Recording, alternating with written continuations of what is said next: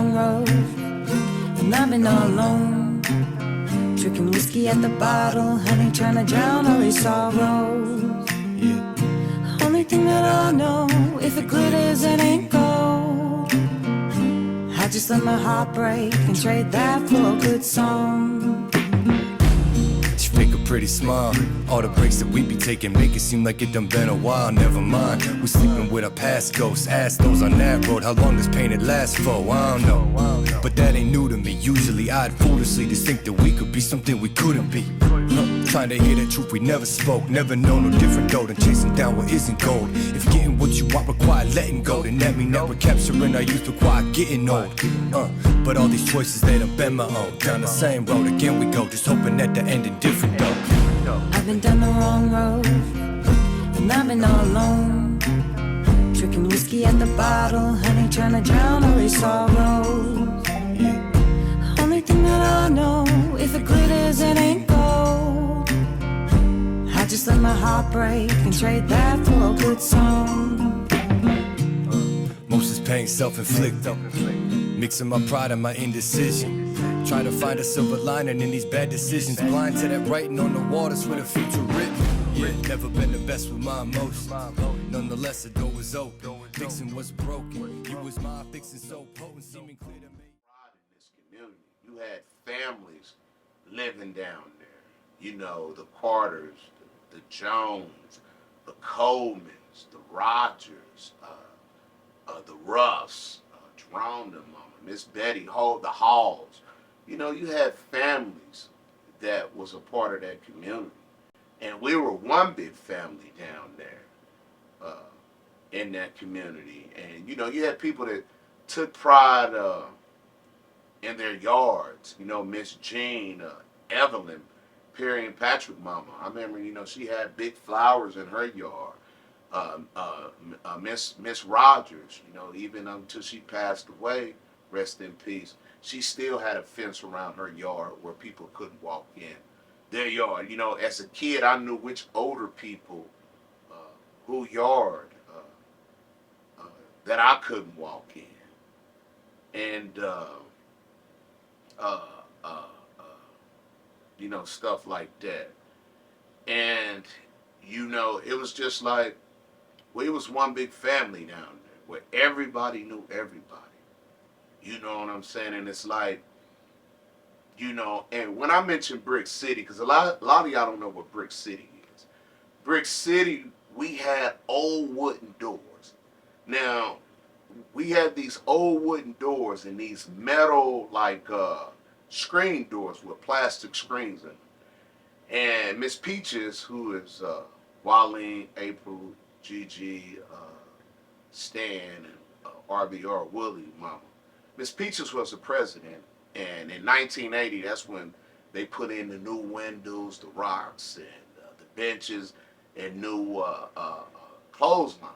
But Miss Peaches had fought hard for us to get that, because up until 1962 into 1988, this is really why they called it Brick City, because it looked it so raggedy. Because like I said, we had wooden doors with the little holes in them. Most people didn't have screen doors on them. And a lot of the streets, we still had streets down there that was made of bricks. You know what I'm saying? And that was another reason why, you know, they called it Brick City. And it was like, you know, like I said, there was so much love down there. And it was like growing up in Brick City, we was looked at as the lowest of the lowest people because of our conditions. For as the outer, like we didn't have the windows that they have now, the white windows, the metal doors. You know, it made the projects look more better. That's the best way to put it. But, you know, growing up down there, it's like people always stereotyped us like, you know, we was roguish. You know, we was kind of roguish when people disrespected us or stuff like that. They made it seem like you couldn't trust the project person. They was raggedy, you know, because we was poor. You know, the majority of my homeboys, they mama, you know, we grew up in single parent homes. We didn't have a man there. And me as a kid, not understanding at the time that a lot of us didn't have men at home in the household because of the LBJ Great Society that told the black woman that if she lived in public housing, the man couldn't be there. But we didn't have a father there.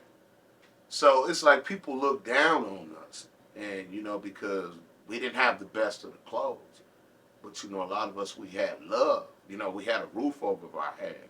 What I'm saying? We had clothes on our back, food on our table. So what I'm saying, and that's all that we really cared about. So it's like everybody else uh looked at us as an outcast.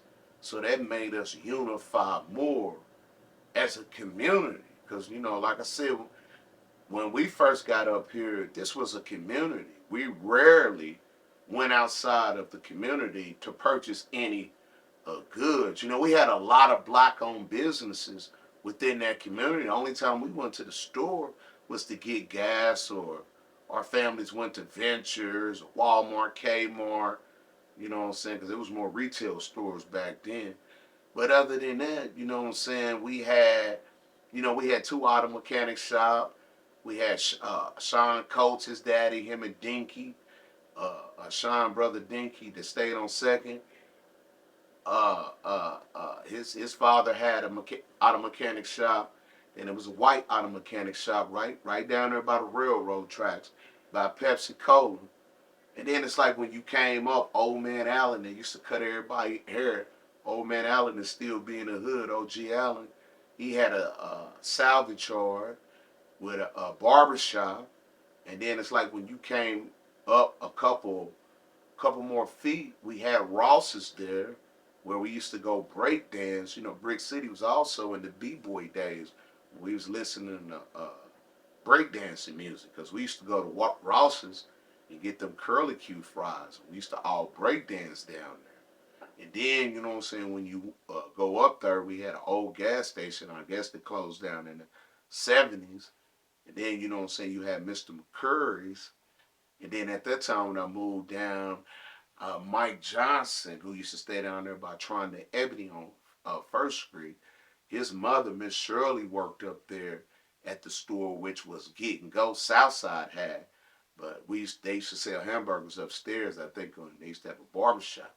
Then Southside's bought it, and then Jan, which is John D's wife, uh, her family had purchased a restaurant next door to Get and Go. So we had a black restaurant right there. Then Mr. French's, he had a liquor store. And then we had Cody's, and then which Cody's passed away and Tony's got it. Then we had CL Liquor Store, which Mr. Melvin bought it. Then we had Taylor's, but they was closed down at the time. And then we had the Moore store. But and then we had Fairfax Lounge. So it's like, growing up in that community, we had a lot of black-owned businesses. And there was a lot of black-owned businesses throughout, Kansas City, Kansas. Fifth Street, JD's, the Wilsons, the McCoys. You roll up Quinduro, you roll down 13th Street, 18th Street. So it's like, we had a lot of black-owned businesses down there. But it's like, just growing up and people looking at us as an outcast, it just made us stick together even more. Like we went to school. And it wasn't, it's like it made us stick together more, when we went to school.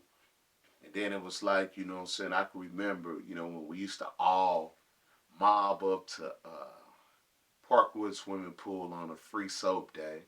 It seemed like that's when any of the kids in the hood went swimming, because we all went on 3rd Street to Granny's, Grandma. No running, no dunking, no diving. That's where we normally went swimming at back in the Brick City days in 1980. But it was just like,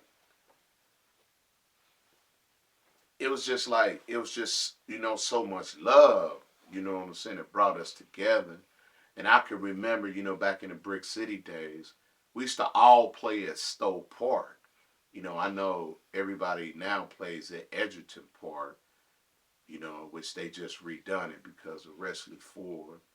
You know what I'm saying? Thanks for that, But growing up in Brick City days from 1980 to 1990, I think that's when we converted up to Edgerton.